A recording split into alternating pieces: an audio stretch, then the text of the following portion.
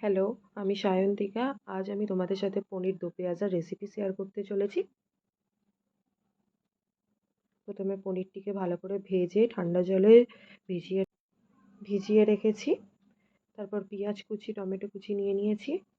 এবারে পেঁয়াজ আর ক্যাপসিকামটা বড় বড় করে কেটে ভেজে নিয়েছি সাদা তেলে। গোটা গরম মশলা নিয়ে নিয়েছি, আদা রসুন বাটা এটা। প্রথমে গোটা গরম মশলাটাকে ফোড়ন দিয়ে নিচ্ছি সাদা তেলে। এরপর পেঁয়াজ কুচি দিয়ে দিচ্ছি কড়াইয়ে।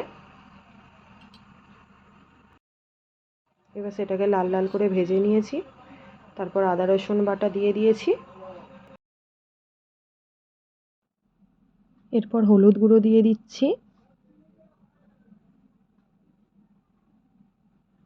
এরপর লঙ্কা গুঁড়ো, তারপর সানরাইসের গরম মশলাটা দিয়ে দিলাম।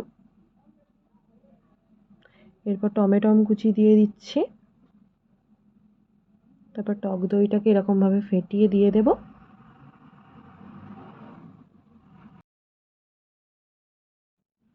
আজকের রান্নাটি আমার বৌদি করেছে, আমি করিনি।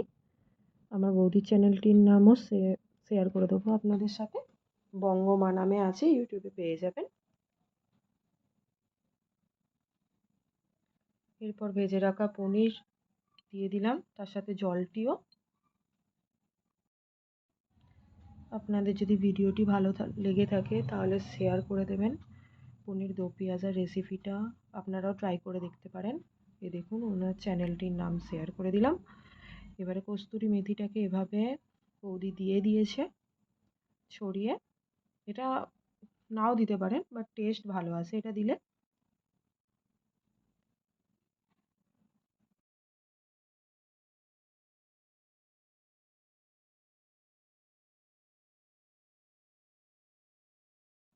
পনির দো পেঁয়াজা রেডি আমাদের।